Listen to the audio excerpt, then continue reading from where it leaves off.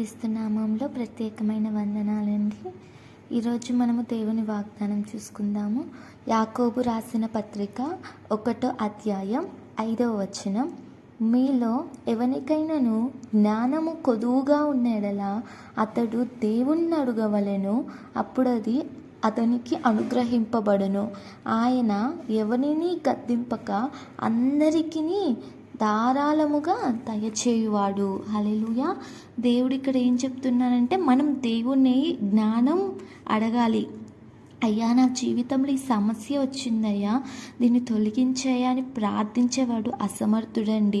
అయ్యా, ఇది నా జీవితంలోకి మీరు తీసుకొచ్చారంటే నాకు అర్థమవుతుందయ్యా. పోనీ ఒకవేళ నేను అర్థం చేసుకోలేని స్థితిలో ఉన్నానేమోనయ్యా, దీన్ని నేను అర్థం చేసుకుని ఈ సమస్యను నేను ఎలా పోరాడాలి, ఈ సమస్య పైన ఎలా విజయాన్ని నేను సాధించాలి, నేను ఈ సమస్యను గెలిచి నిన్ను ఎలా మహిమపరచాలి అనేది నాకు నేర్పించాయా అని మనం దేవుణ్ణి జ్ఞానం అడగాలి. వాళ్ళు సమర్థులండి.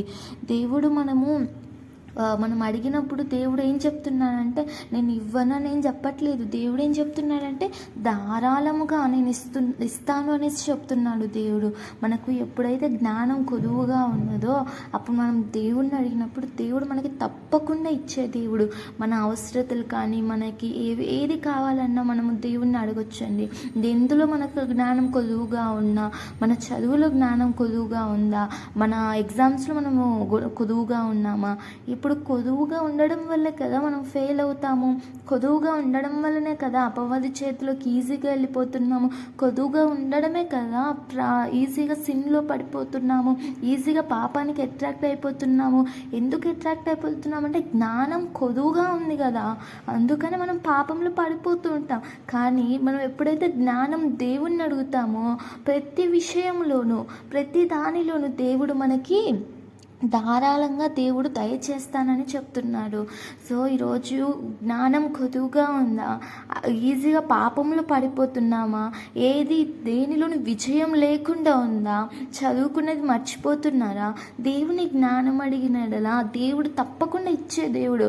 ఇప్పుడు ఒక పర్సన్ దగ్గరికి వెళ్ళి మనకు అర్థం కానిది పదే పదే అడిగితే వాళ్ళు విసుగు చూపిస్తారు. కానీ ఇక్కడ దేవుడు ఏం చెప్తున్నాడంటే, నీకు కొంచెం జ్ఞానం ఉందా, ఎక్కువ జ్ఞానం ఉందా, ఏది చూడడు, నువ్వు అడిగితే చాలు ఆయన నీకు ధారాళంగా అన్నిటిపైన నీకు జ్ఞానంని దేవుడు దయచేస్తానని వాగ్దానం చేస్తున్నాడు. దేవుణ్ణి అడిగి చూడండి, దేవుడు తప్పకుండా దేవుడు అద్భుతం చేసే దేవుడు. ఆయన అడిగిన వారిని త్రోసివేసే దేవుడు కాదు, ఆయన తప్పకుండా ఇచ్చే దేవుడు. ఈరోజు వాగ్దానం ఏంటి అంటే, దేవుడు నీకు ధారాళంగా జ్ఞానం దయచేయబోతున్నాడు. ఆమేన్. దేవుడు నీకు ధారాళంగా జ్ఞానం దయచేయబోతున్నాడు. అన్ని విషయంలోనూ దేవుడు నీకు జ్ఞానం దయచేయబోతున్నాడు. అది ఎప్పుడు అంటే, నువ్వు ఎప్పుడైతే దేవుణ్ణి అడుగుతావో తప్పకుండా దేవుడు ధారాళంగా జ్ఞానం దయచేసి అన్ని విషయాలలోనూ నువ్వు విజయం పొందుకునేలాగా దేవుడు నిన్ను నిలబెడతాడు. ఈ వాగ్దానం బట్టి ప్రార్థించండి. దేవుడు తప్పకుండా మీ యొక్క అందరి జీవితంలో కూడా అద్భుతం చేయాలి, అందరికీ కూడా దేవుడు జ్ఞానం దయచేయాలని, ప్రతి ఒక్కరు కూడా వాక్యానుసారంగా ఎదగాలని నేను కోరుకుంటున్నాను. ప్రార్థన. పరలోకమందున్న మా తండ్రి దేవా, మీకే వేలాది వందనాలు, స్తోత్రములు తండ్రి ప్రభా. అవునయ్యా, మా అందరి జీవితంలోనూ తండ్రి ప్రభా జ్ఞానం మాకు ఎంతో అవసరం తండ్రి. అయ్యా, మీ సహాయం దయచేయండి తండ్రి. మీ సహాయం, మీ తోడు, మీ కాపుదల మాకు ఉంచండి అయ్యా ప్రభా తండ్రి. ఏ బిడ్డలైతే ప్రభా ఎగ్జామ్స్కి ప్రిపేర్ అవుతున్నారో మీ సహాయం దయచేయండి ప్రభా.